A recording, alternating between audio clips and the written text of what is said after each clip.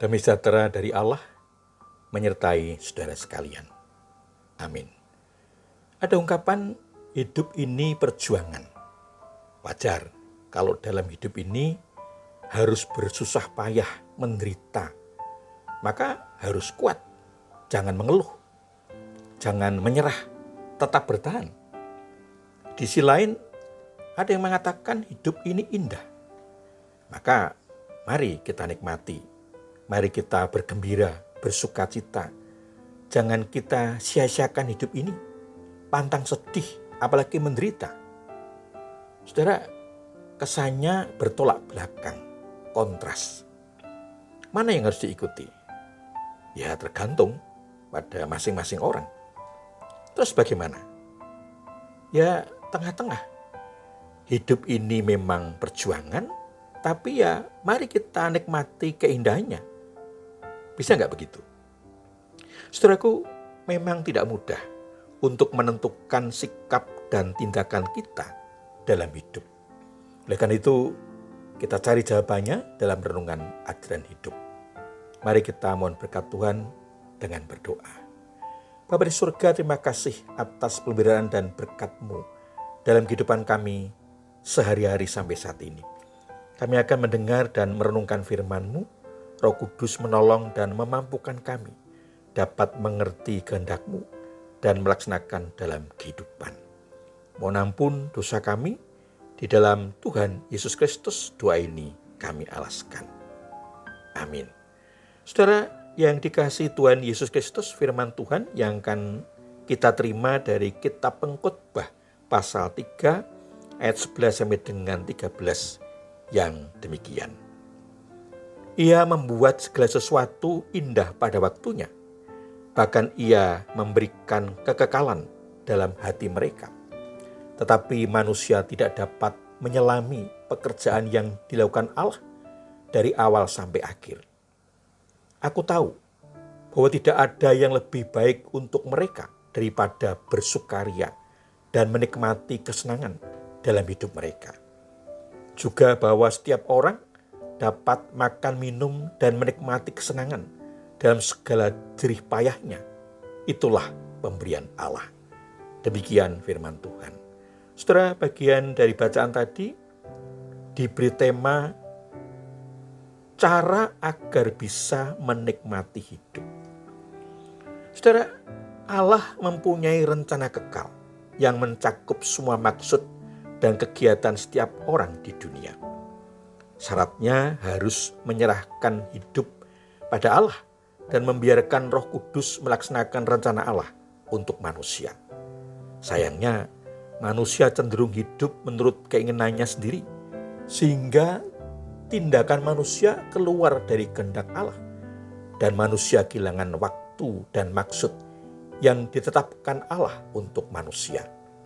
Sebenarnya Allah telah menempatkan dalam hati manusia keinginan yang mendalam, sesuatu yang lebih daripada hal duniawi. Manusia ingin hidup selama-lamanya dan menemukan nilai kekal di dalam dunia dan kegiatan-kegiatan hidup. Karena hal-hal yang ada dalam dunia, kegiatan-kegiatan sekuler, dan semua kesenangan dunia tidak akan pernah memuaskan sepenuhnya. Dan sesungguhnya kemampuan untuk menikmati hidup dan menjalankan sebagaimana seharusnya adalah pemberian dari Allah yang bisa dirasakan, dilakukan ketika manusia dalam hubungan yang benar dengan Allah dan benar-benar menundukkan diri kepada Dia selaku Tuhan dan Allah. Ketika itu terjadi, Allah memberikan sukacita dalam segala hal yang dilakukan manusia. Amin. Puji Tuhan. Luar biasa, begitu besarnya kasih dan anugerah Allah atas manusia, atas kita semua. Tinggal bagaimana kita menjaga dan menjalankannya sesuai kehendak-Nya. Saudara, sesungguhnya setiap kita bisa menikmati hidup ini dalam situasi dan kondisi apapun. Tinggal niat dan tekad kita. Ada kata yang menarik dalam bacaan kita. Ia membuat segala sesuatu indah pada waktunya. Saudara, Keindahan itu kita rasakan bukan saja saat memperjuangkan segala sesuatu dengan susah payah dan jerih lelah dan membuahkan hasil, tetapi juga pada waktu kita menjalani hidup dalam keadaan baik atau tidak, susah atau senang, berhasil atau gagal.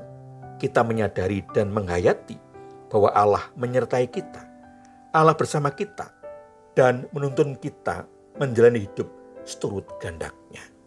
Saudaraku, apa yang seharusnya kita lakukan agar bisa menikmati hidup? Yang pertama, jalani hidup dengan senang, tulus, berserah dan mengandalkan Tuhan. Terimalah semua kenyataan hidup, suka, duka, berhasil, gagal, menyenangkan, mengecewakan, sebagai bagian yang harus dialami dengan terus berjuang untuk melakukan sesuai dengan kehendak-Nya.